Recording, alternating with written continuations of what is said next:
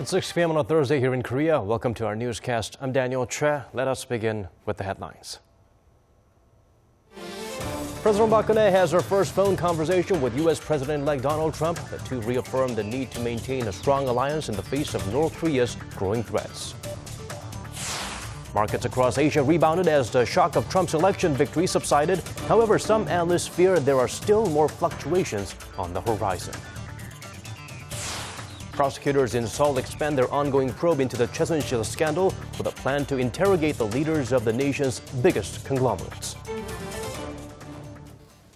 South Korean President Park Geun-hye spoke with U.S. President-elect Donald Trump on the phone this morning after having sent him a congratulatory message immediately after his victory.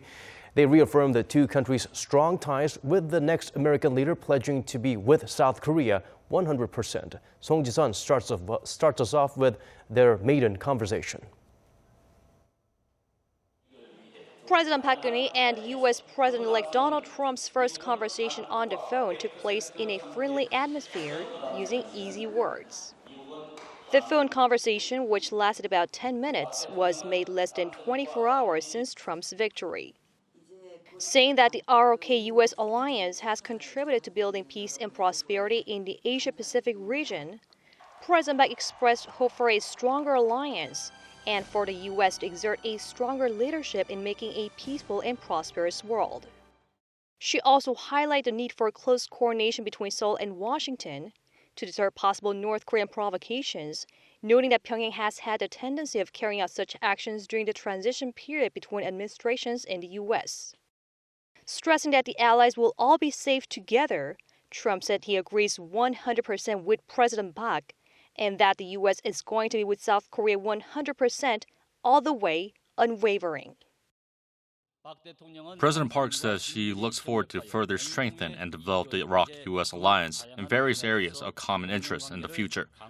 President-elect Trump said that the U.S. is with Korea 100%. And that it will be steadfast and strong in protecting South Korea against the instability in North Korea. Park and Trump also said they look forward to meeting each other soon in the future. Over the next month before Trump takes the Oval Office, President Park will seek to convey Seoul's stance and strategies through various diplomatic channels in order to have them reflected in the new U.S. administration's policy directions. Song Ji-sun, Arirang News. The South Korean government says it has been in contact with U.S. President-elect Donald Trump's team scores of times over the past few months and is ready to ensure bilateral ties won't be affected by the incoming administration in Washington. And in what's being seen as a way to alleviate concerns about Trump's foreign policy plans, one of his advisors says the two countries can build an even stronger relationship in the coming years. Kwon So-hwa has the details. South Korea appears ready for another chapter of renewed Seoul-Washington relations. Seoul's foreign ministry says it has undertaken thorough preparations for the new U.S. leadership and will concentrate on continuing the allies' cooperation on dealing with North Korea. The government hopes to be a part of the multilateral effort to put North Korea on the path to denuclearization by maintaining and developing the current focus on sanctions and pressure, and we will work with the new U.S. administration, beginning with the transition phase. Ministry officials have been emphasizing Donald Trump's remarks that North Korea's nuclear program has the potential to become a global catastrophe. To jumpstart discussions on the subject, the Foreign Ministry plans to send its Special Representative for Korean Peninsula Peace and Security Affairs Kim Hong-kyun to the U.S. as soon as possible to meet with the U.S. President-elect's key diplomacy and security representatives. The ministry expressed the hope that the South Korea-U.S. pressure on North Korea would increase, which would also lead to greater pressure on China to take a bigger role in denuclearizing North Korea. Still, there are lingering concerns in South Korea as Trump has said on several occasions that he could withdraw U.S. troops from the peninsula. But according to an official on Thursday, the special measurement agreement on the sharing of the financial burden of the U.S. troop presence is due to run through 2018. And for such an agreement to be cancelled, it needs to be approved by both sides. In what appeared to be an attempt to alleviate some of South Korea's concerns, one of Trump's foreign policy advisors, Pete Hoekstra, said Trump believes the South Korea-U.S. friendship is and will remain important as the two sides enjoy strong national security and economic ties. He said Trump will, quote, build on that relationship to grow our economies to the benefit of both countries and coordinate on national security issues to handle regional threats. Kwon So-ah, Arirang News. South Korea's political parties are making plans to help the country adapt to the possible changes to come under a new U.S. administration. Park Ji-won has the latest from the National Assembly. During the ruling Saenuri Party's Supreme Council meeting on Thursday, Chairman Lee Jung-hyun said the party is planning to meet with a series of experts to assess what a Trump administration's policies might look like. Lee said the party will also launch a task force that will work with the government to maintain economic relations with the U.S. and work to avert a security crisis from North Korea. I've had a lot of phone conversations with government officials and experts since the election results came out, and they told me the best thing we can do now is to respond calmly to the situation without being overly jittery and formulate systematic action plans. Ruling party lawmakers held emergency seminars on Thursday on how the government should prepare itself for the incoming Trump administration. One session was hosted by three-term lawmaker Yoon Sang-hyun. I heard President Park spoke with President-elect Trump this morning, and they confirmed their commitment to the South Korea-U.S. alliance. Based on that, experts here pointed out that Trump could stress economic issues in bilateral relations instead of security matters. Kim Woo-sung, the former party chair and a presidential hopeful, held a similar seminar in which he stressed the importance of keeping the alliance strong. The opposition parties are also seeking to reassure the public and have vowed to maintain strong ties with the U.S. Main opposition Democratic Party of Korea floor leader Woo Sang-woo said to start, lawmakers should strengthen their relationships with the U.S. Congress. The opposition parties will work together to analyze the effects of Trump's win and lay out countermeasures. We want to reassure the Korean people and ask you not to be too anxious. The minor opposition People's Party also vowed to work to counter the global uncertainties in security and the economy. In the short term, the party said it would continue to monitor the markets for signs of volatility while urging the government to lay out policies that will help the country prepare for the incoming Trump administration. Park Ji-won, Arirang News. The market turmoil seen yesterday on Trump's victory was relatively short-lived, with major Asian markets rebounding today. But according to our Kim Min-ji, there could be further market volatility down the line given the uncertainties regarding the former reality show star's campaign pledges. Korean stocks rebounded on Thursday after the shock of Republican Donald Trump's presidential victory had sent markets into a tailspin the day before. Seoul's benchmark Kospi closed up 2.26%, while the tech-heavy Kosdaq added over 3.9%. Korea's main index plunged 2.25% on Wednesday, while the secondary bourse shed about 4%, amid the growing uncertainties about the impact that a Trump victory could have on the financial markets and the global economy. On Thursday, markets across Asia also recouped many of their losses. Japan's Nikkei, which had sunk more than 5% Wednesday, gained 6.7% Thursday, while Hong Kong's Hang Seng added nearly 2%. Today's retrack of FX move and equity gains are due to Trump's softening of rhetoric at his acceptance speech. However, I expect it to be only a short-lived recovery. The extent of how far he will carry out his campaign promises is not yet known, but the fact that he has taken a protectionist and isolationist stance during the campaign is already an unpredictable factor for the market volatility increase. The rebound in Asia followed overnight gains on Wall Street, with U.S. shares bouncing back on Wednesday after major sell-offs overnight. Investors seem reassured by Trump's key policy priorities, which include generous tax cuts and greater spending on infrastructure and defense. President-elect Trump is actually sounding very conciliatory toward the other side, also emphasizing the need for us to work in a unified fashion. I think that's sending a positive message to those on Wall Street. However, given the absence of the new president-elect's experience in politics or policymaking, experts say it may be too early to call it a recovery, saying the lingering uncertainties could trigger further market volatility down the road. Kim Min-ji, Arirang News. Meanwhile, Korea's financial authorities are still bracing for potential turbulence following the U.S. presidential election. While Trump's victory might add more uncertainties in the financial market in the short term, local authorities aren't too pessimistic. Shin Se-min reports. Korea's finance minister says the government will act swiftly to stabilize local markets amid the rising uncertainties surrounding the new U.S. president-elect. Speaking at a ministerial meeting on Thursday morning, Finance Minister Yoo Il-ho said the possibility of a shift in U.S. economic policy has only added to the uncertainties in the global financial market and the real economy, already burdened by the Brexit and the slowdown of the Chinese economy. The government will come up with effective countermeasures after analyzing Trump's campaign pledges and their impact on our trade and export fronts. He added that the government will keep an eye on any changes that could impact Korea through its various channels in Washington to maintain relations that benefit both sides. He also said that if necessary, the financial authorities in Korea will act immediately to stabilize the market. But on a brighter note, Yoo said that some of Trump's campaign pledges, like one to boost the manufacturing sector, could end up benefiting the Korean economy.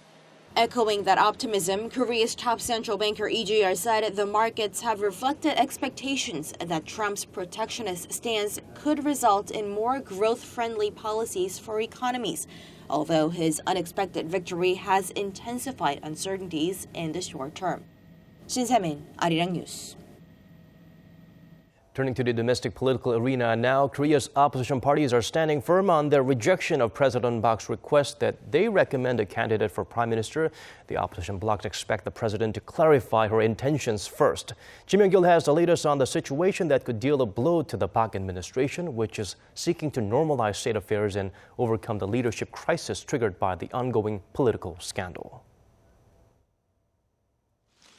Ruling Saenuri Party chairman Lee Jong-hyun said Thursday that it would be unconstitutional for President Park Geun-hye to give up her power entirely, pointing to remarks by former Democratic Party chairman Moon Jae-in.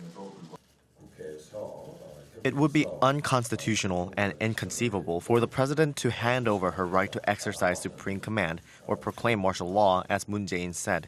Members of parliament must first work together to name a new prime minister candidate.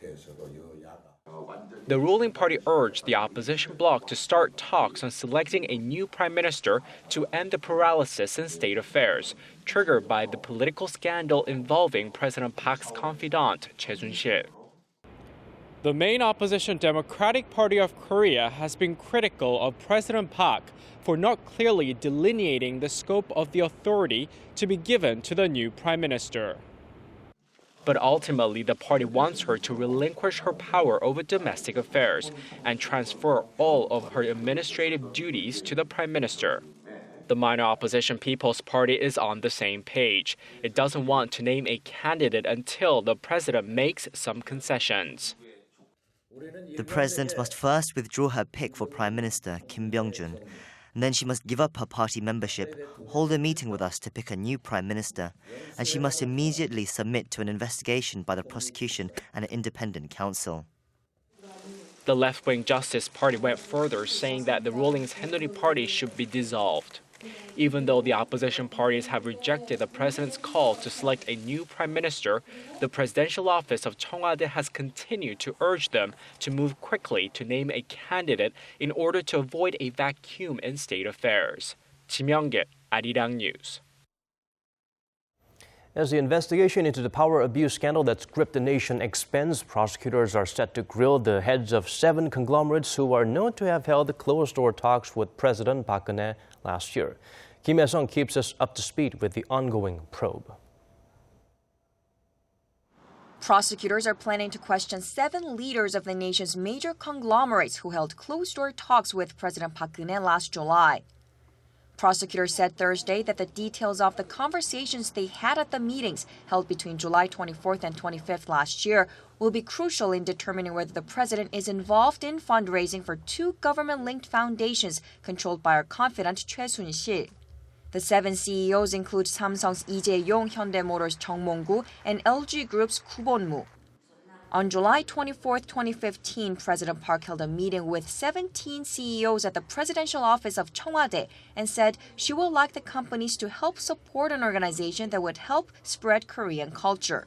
The president is known to have held closed-door talks with some of the CEOs that afternoon and on the next day, and prosecutors are seeking to determine whether she pressured them to donate to the foundations.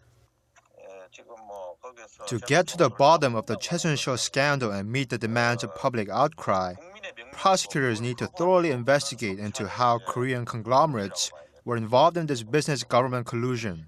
So questioning all the CEOs is crucial. 53 companies are known to have donated $70 million to two foundations, Miru and K-Sports, and Choi is suspected of using her close ties to the president to force them to contribute money. Prosecutors have already questioned executives from Samsung Hyundai Motors SK Group over the past several days, as well as several others, as to whether they were pressured into making donations and by whom. Kim Hae-sung, Arirang News. Shifting our focus to a different story now, Korea's leading consumer electronics manufacturer Samsung has snatched the top spot among home appliance brands sold in the United States for a second straight quarter. According to market researcher TrackLine on Thursday, the Korean tech titan led the U.S. home appliance market in the third quarter with a share of 18.8%. That's more than a 4 percentage point surge from the same period last year.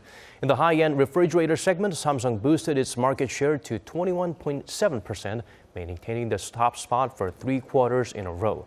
The conglomerate's washing machines topped the market for the first time with a share of 19.7%. That's all from me for now. Stay tuned for more domestic news updates coming right up. Thank you for watching.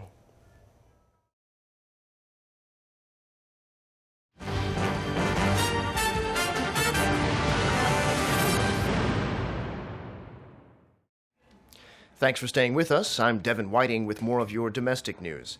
The supply of automobiles on the market here in Korea fell in the third quarter after the expiration of special consumption tax relief measures. According to Statistics Korea, the supply of domestic cars fell by the most in 4 years at 6.5%, while that of imports slipped by 4.8%. Together, that's a dip of 6.3%. The supply of locally made cars was influenced both by the expiration of the tax incentive back in June and by a strike by workers at the nation's car manufacturers. Import supplies were hit by the emissions falsification scandal affecting Volkswagen. Although compared to the third quarter of last year, the supply of foreign cars was up 1.1%. The Korean health authorities are preparing a campaign for the proper use of antibiotics to prevent the rise of infections that are resistant to them. The health ministry said today that to mark World Antibiotic Awareness Week next Monday, it'll open a headquarters for the campaign at Seoul Women's Plaza in the capital's Dongjakgu district. The campaign's slogan translates to "Antibiotics aren't cold medicine," referencing statistics that the drugs are badly overprescribed for things like the common cold, which are caused by viruses and don't respond to antibiotics. In Korea, as of 2014, antibiotics were prescribed 44% of the time for colds, significantly higher than other OECD countries. For children and babies with colds, it's prescribed 75% of the time.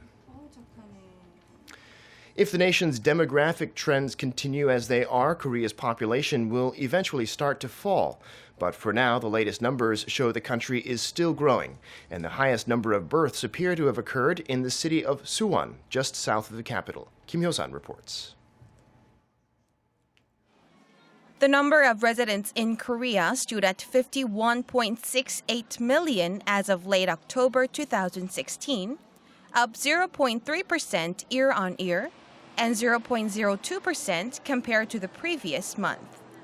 This is according to a report on the number of registered residents in the country published by the Ministry of the Interior on Thursday, which also stated that the number of female residents outnumbered the number of male residents by 36,078. While the population of 9 cities, including Sejong Special Autonomous City, and provinces, including Gyeonggi-do Province, increased, the number of registered citizens in other regions and cities, including the capital Seoul and Busan Metropolitan City, have decreased compared to a month earlier. 349,558 births were registered nationwide in 2016 until late October, while the number of reported deaths stood at 231,203. Suwon City in Gyeonggi-do Province had the largest accumulated number of birth registrations between 2008 and 2010, while the largest accumulated number of death registrations during the same period was seen in Changwon City in Gyeongsang-namdo Province. Kim Yo-san, Arirang News. And those are some of the stories we're following right now. Thanks for watching. We'll be back at 8 p.m. Korea time. Bye for now.